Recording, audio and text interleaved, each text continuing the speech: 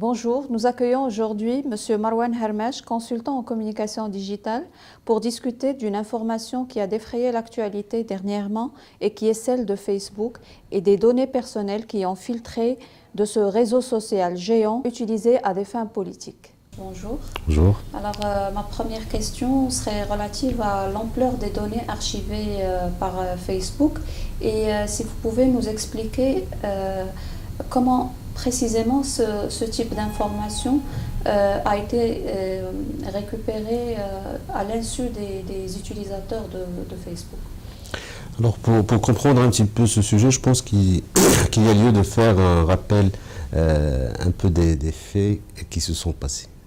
Donc effectivement, Facebook est aujourd'hui la plus grande plateforme de réseau social qui utilise, et comme vous dites, qui archive les données des utilisateurs. Il s'est avéré qu'il y a eu ce qu'on appelle un lanceur d'alerte, donc une personne qui travaillait dans une entreprise, qui avait accès à des données qui étaient censées être gardées par Facebook, et donc qui ont été communiquées à cette société qui s'appelle Cambridge Analytica. Et donc cette personne qui travaillait dans cette entreprise, Cambridge Analytica, a été un petit peu scandalisée par ce qu'il faisait, ce que cette entreprise faisait. Il a décidé d'en informer l'opinion publique. Avec tout un effet boomerang qui s'est passé après quand l'opinion publique, quand les médias ont su ce qui se passait. Alors pour expliquer un petit peu, premièrement, que archive, entre parenthèses, Facebook. Réellement, on ne sait pas l'ampleur des informations qui sont récupérées par Facebook. Ce qu'on sait, c'est un peu les informations dont on a une preuve qu'ils sont utilisées par Facebook. Les informations, premièrement, évidentes, nom, prénom, âge, sexe. Donc, toutes les informations qui, de manière spontanée, vous-même, vous avez saisies. Ça, c'est la première catégorie d'informations. Il y a une deuxième catégorie d'informations auxquelles on ne fait pas attention. C'est tout notre comportement dans l'utilisation de l'application Facebook ou quand on est connecté sur le site Facebook. C'est-à-dire, toute interaction, tout clic, tout mouvement de souris, j'ai envie de dire, sont archivés, sont gérés par Facebook. Parce qu'à travers, par exemple, ne serait-ce que les pages auxquelles vous êtes abonné, je peux produire une sorte de profil psychologique, des choses que vous aimez, que vous n'aimez pas, etc. Mais ça va au-delà, c'est une analyse du texte, des mots que vous utilisez, pourquoi vous allez échanger avec tel ami, à quelle occasion, quel est le contenu sur lequel vous avez discuté, c'est à l'occasion de quelle photo de lui vous avez échangé avec lui. Tout le contenu, et là on va un peu en gravité un peu des informations qui sont archivées par Facebook. Le contenu de la messagerie privée que vous échangez avec votre famille, avec vos amis, avec votre entourage est systématiquement analysé, structuré pour avoir une image plus proche de qui vous êtes. Et puis, et c'est des choses qu'on a découvert dernièrement,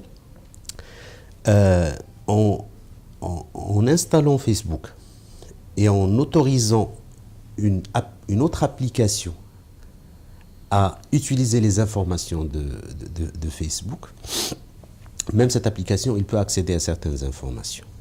Mais ce qu'on a découvert est encore plus grave, c'est que Facebook, en installant sur votre application, sur votre téléphone, il a accès à pratiquement tout ce qu'il y a sur ce téléphone-là. Et ça va au-delà. Quand vous autorisez une application à accéder, à utiliser vos informations dans Facebook, tout ce que vous faites sur cette application-là est peut-être accessible chez Facebook. Et si on voit ce qu'on appelle les CGU, les conditions générales d'utilisation, si on analyse parce qu'aucun utilisateur, aucun internaute ne lit réellement ces conditions générales d'utilisation qu'on vous demande d'accepter avant de faire, on se rend compte que certaines applications sont autorisées à vous enregistrer, à enregistrer votre voix, soit en utilisant votre téléphone, soit qu'on vous le pose sur votre table et vous êtes en discussion. C'est-à-dire que là, on est vraiment en train de découvrir que Facebook accède, et pas seulement Facebook, mais Facebook est le plus puissant et le plus visible, accède à tout ce qui nous concerne. Et il y a des usages, peut-être c'est une question qu'on va aborder par la suite, sur comment c'est utilisé. Ce qui nous ramène à dire que peut-être après Cambridge Analytica, n'est-il pas possible que d'autres institutions aient également accès à nos informations? Cambridge Analytica est une filiale d'un groupe un peu plus global, qui est installé en Angleterre et aux États-Unis, et dont le propriétaire est proche de l'extrême droite américaine. Donc ça, c'est une première information importante. Deuxième information, deuxième élément de réponse, c'est que Cambridge Analytica est spécialisé dans ce qu'on appelle la communication d'influence, notamment dans la partie commerciale, donc vente de produits et de services, et dans la partie politique, donc tout ce qui est sondage, influence d'opinion, orientation d'opinion, etc. Et ce qu'on sait aujourd'hui, c'est que cette entreprise avait accédé à des informations Facebook de manière tout à fait non détournée, j'allais dire, tout à fait pas légale, mais Facebook avait donné accès à un sous-traitant de cette entreprise, de Cambridge Analytica, pour faire un sondage qui paraît anodin. Et à l'époque, ce que dit Facebook, c'est qu'à l'époque, quand vous accédez, quand un utilisateur autorisait une application à accéder à son Facebook, il accède aussi à ses amis. C'est-à-dire que vous autorisez une application à accéder à votre information, qui vous êtes, etc. Mais non seulement ça, cette application va aussi récupérer la liste de vos amis et les informations concernant ces amis-là. C'est comme cela que Cambridge Analytica a pu accéder aux informations détaillées. Quand je dis détaillées, c'est même qu'est-ce que vous prenez, comment vous prenez votre petit déjeuner, quelles sont votre orientation sexuelle, quels sont vos amis, quelles sont vos opinions politiques, etc. Donc, cette entreprise a siphonné l'ensemble des informations concernant 50 millions d'utilisateurs américains. Et à travers un travail de big data, d'analyse comportementale, de profiling psychologique, il a pu établir de manière très précise quels sont les États au niveau des États-Unis qui étaient un peu en ballottage, combien de personnes étaient capables de faire orienter les élections vers Trump ou vers Hillary Clinton. Et une fois on a fait cette analyse-là, ils sont passés à une deuxième étape. Comment pousser ces gens-là à faire basculer les élections, c'est-à-dire en ce qu'on a appelé à un moment les fake news, en créant un climat, parce qu'on connaît, et ça c'est pas, on ne traite pas les 50 millions ou les quelques millions qui vont basculer les élections de manière individuelle, mais on les modélise, c'est des logiciels, des algorithmes qui vont savoir que ce groupe de personnes qui a entre 40 et 45 ans, qui travaillent dans la finance, qui sont plutôt conservateurs, mais qui peuvent avoir un petit faible pour la cause féminine, comment les orienter pour qu'ils, en créant un climat de peur contre les musulmans, contre les migrants, contre les Mexicains, contre la crime, contre l'insécurité, et de faire basculer vers Trump. Et donc c'est toute une campagne d'orientation et de manipulation qui a fait que, et ça c'est des choses qu'on découvre, dont on avait quelques éléments qu'on découvre aujourd'hui, on a pu faire basculer les élections pour que Trump... Et on n'a aucune preuve que ça ne s'est pas passé dans d'autres pays. On a aujourd'hui des éléments que le Brexit, au niveau de l'Angleterre, il y a eu ce genre de comportement. Donc c'est très difficile de répondre à vos questions. J'ai tendance à dire oui, il y a d'autres entreprises qui ont pu accéder à ces informations, qui les utilisent, non seulement à l'insu des utilisateurs, mais ce que dit Facebook, c'est même pas à l'insu de Facebook. C'est-à-dire que Facebook, qui était le dépositaire de ces informations-là, il y a eu des entreprises qui ont pu accéder à ces informations et on a peur des types d'utilisation que ça puisse avoir. Et justement, Facebook a réagi un petit peu à cette affaire en annonçant qu'il allait renforcer les mesures de protection des données des usagers. Alors, s'agit-il justement d'une simple réaction ou au scandale ou il y aura vraiment une... Je pense que les conséquences de la découverte de ces informations sont à plusieurs niveaux. Donc il y a eu des réactions immédiates. La perte de valeur de l'action de Facebook qui a dégringolé donc dans la bourse plus de 10%, je pense, en 2 jours. C'est la première réaction. Deuxième réaction, c'est l'annonce par exemple de May, la première ministre britannique, qu'elle allait lancer des enquêtes, surtout que l'un des sièges de Cambridge Analytica est en Angleterre.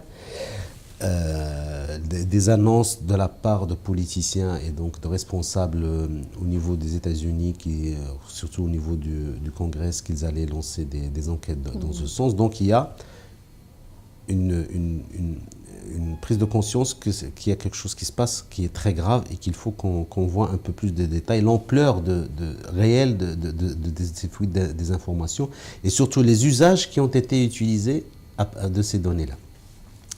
Il y a la réponse de Facebook qui a dit que nous-mêmes, qu'on est désolé, qu'on va tout faire pour renforcer la confiance des utilisateurs. Mais je pense que là où il n'y a pas de contre-pouvoir, là où il n'y a pas une réglementation et des moyens coercitifs pour faire appliquer, c'est difficile. Une entreprise commerciale qui vous dit oui, je suis désolé, je vais le faire, mais qui va contrôler qu'il a réellement. Donc je pense qu'il y aura une évolution de la législation, qu'il y aura un peu plus de contrôle de ce que Facebook et d'autres réseaux sociaux font des données qu'on fait. Mais si on laisse la chose à la propre initiative d'une entreprise, sa première motivation, c'est gagner de l'argent, donc de maximiser ses profits. Si on ne met pas un contre-pouvoir et des contrôles plus poussés, ce type de comportement et de choses vont se reproduire, à mon avis. Et justement, qu'est-ce qu'on pourrait craindre pour ce réseau social? Est-ce qu'on pourrait penser un jour à la fin de Facebook? La fin de Facebook, difficile de le dire. C'est-à-dire qu'aujourd'hui, il y a 2 éléments. La première, c'est qu'aujourd'hui, un réseau social vit une crise, mais je ne pense pas que c'est une crise qui va toucher à sa viabilité économique ou à sa... Il y a eu une campagne par les communautés, par les internautes pour se déconnecter de Facebook, mais ce n'est pas ça qui fait peur à Facebook. Ce qui fait peur à Facebook, c'est qu'il y ait des institutions comme l'Union européenne, donc un groupe de pays, qui puissent toucher à ses intérêts commerciaux, qui puissent faire, et ce n'est pas fini. C'est ça, aujourd'hui, le danger immédiat. Mais à terme, je ne pense pas que ça va toucher... La viabilité de Facebook n'est pas en jeu. Ce qui pourrait la remettre en cause, c'est comme ce qui s'est passé quand on a vu les différentes vagues de produits et d'outils, par exemple MySpace à un moment, donc des réseaux sociaux Skyrock, etc. Enfin, certains réseaux sociaux qui sont tombés un peu, qui ont été démodés. Il y a eu d'autres outils. Je pense que c'est le marché qui régule, c'est un peu les communautés et l'innovation qui va décider de l'avenir de Facebook et non pas ce type de crise. Et j'espère qu'il y aura d'autres outils qui sont à la fois populaires, faciles d'utilisation et qui respectent les données personnelles des utilisateurs. Une dernière question, peut-être justement, vous avez parlé des lois qui régissent un petit peu la protection des données personnelles. Oui. Au Maroc, je sais qu'il y a des lois qui sont en train d'être de discussion. Est-ce que ces lois seront un petit peu universelle, parce que Facebook est universel? Est-ce que les lois de protection des données personnelles doivent être aussi C'est-à-dire qu'on ne va pas traiter la chose au niveau d'un pays, Mhm. mais on doit la traiter au niveau du monde. Votre question est un peu difficile parce qu'il touche à la territorialité de la Oui. législation. Mm. Alors, euh, première chose, c'est que quand on ouvre un compte dans un réseau social, Facebook, Twitter ou autre, ce contrat, cette transaction-là, elle est soumise à la législation de la Californie, là où il y a le siège D'accord. de la société dans lequel vous êtes en train de transaction. Donc, tout ce qui se passe au niveau, toute la législation de votre territoire ne s'applique pas dans cette relation qui se fait. Donc, premier élément. Deuxième élément, seuls les groupes de pays ou les pays qui sont très puissants et où ces réseaux sociaux ont des intérêts peuvent s'adapter un petit peu à cette législation. On a vu avec l'Angleterre, on a vu avec l'Union européenne qui applique chaque 2-3 ans des amendes très lourdes contre Facebook, contre Apple, contre Google, contre les... Et donc, en tant que Marocain, on n'a aucun pouvoir de négociation ni d'application. Troisième élément, c'est qu'effectivement, il y a un texte sur la protection des données personnelles. Il y a la commission nationale de la CNDP, donc la Commission nationale de protection des données personnelles, qui est une instance qui essaie de protéger les données personnelles des utilisateurs, mais qui aujourd'hui, son travail est encore embryonnaire malgré plusieurs années d'existence, c'est-à-dire que leur travail s'arrête un petit peu à la conformité à une procédure de déclaration. Chaque entreprise qui gère des données personnelles des utilisateurs est tenue de se conformer à une procédure et de déclarer ces données-là, etc. Et de répondre de temps en temps à des réclamations des utilisateurs. Mais on n'a pas réellement un dispositif de protection des données personnelles, même par rapport aux acteurs nationaux. Ouais. Donc je pense qu'on est encore au début d'un processus qui, j'espère, parce que c'est un peu comme le Far West, aujourd'hui Internet est comme le Far West, je pense qu'il y a une réglementation qui va se mettre en place progressivement. Et on aura malheureusement, en tant que Marocain, aucune voix au chapitre. Ça va se passer au niveau de grands pays, de grandes puissances donc mondiales, et au niveau de grands intérêts économiques. Et malheureusement, en tant que petit pays, on ne va pas beaucoup influer sur ce processus-là. Peut-être un dernier mot, un conseil justement, si on peut donner un conseil aux usagers de Facebook, et je sais que les Marocains sont de grands fans de ce réseau. C'est-à-dire que moi, en tant que Marwan qui habite à Casablanca et qui travaille dans une société privée, il n'y a pas réellement d'enjeux, de grands enjeux par rapport à ce réseau social. Si je suis un politicien et si je suis un responsable gouvernemental et je gère les négociations d'un dossier sensible, par exemple d'échange, de libre-échange avec les États-Unis, etc., ou que je suis gestionnaire d'un gros appel d'offres, ou des entreprises américaines contre des entreprises chinoises sont en lice et les enjeux sont plus... Là, la question se posera sur quels sont les outils qui sont utilisés, etc. Et donc, en tant que simple utilisateur, monsieur tout le monde, il y a des choses qui ne se prennent pas en photo, qui ne se disent pas sur une messagerie, ni qui sont envoyées de cette manière-là. Donc, tout ce qui est mot de passe, on ne les écrit pas dans un message pour les retrouver par la suite. On ne les envoie pas de cette manière. Sa carte bancaire, on ne la photographie pas parce qu'on peut installer des applications qui ont accès aux photos. Il y a une analyse aujourd'hui automatique des images et on peut relever toutes les images qui sont en rapport avec une carte de crédit et un hacker peut y accéder.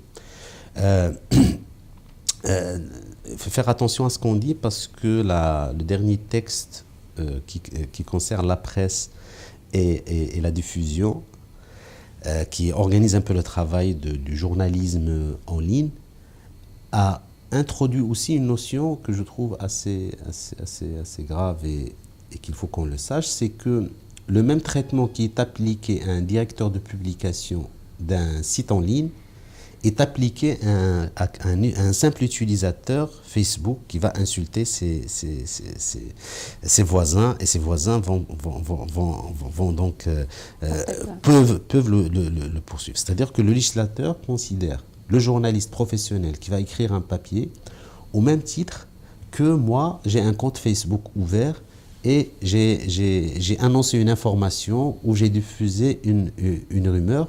Si le procureur général me poursuit, j'aurai le même traitement qu'un journaliste, c'est-à-dire que j'ai une responsabilité par rapport à ce que j'écris, sachant que moi, en tant qu'utilisateur normal, je n'ai pas la même formation qu'un journaliste, je n'ai pas les outils d'analyser, etc. Mais la législation a considéré que chaque utilisateur d'un réseau social a la même responsabilité qu'un journaliste. Marwan, merci beaucoup Merci à vous, merci pour votre invitation. Et longue vie au Matin TV. Merci beaucoup, merci.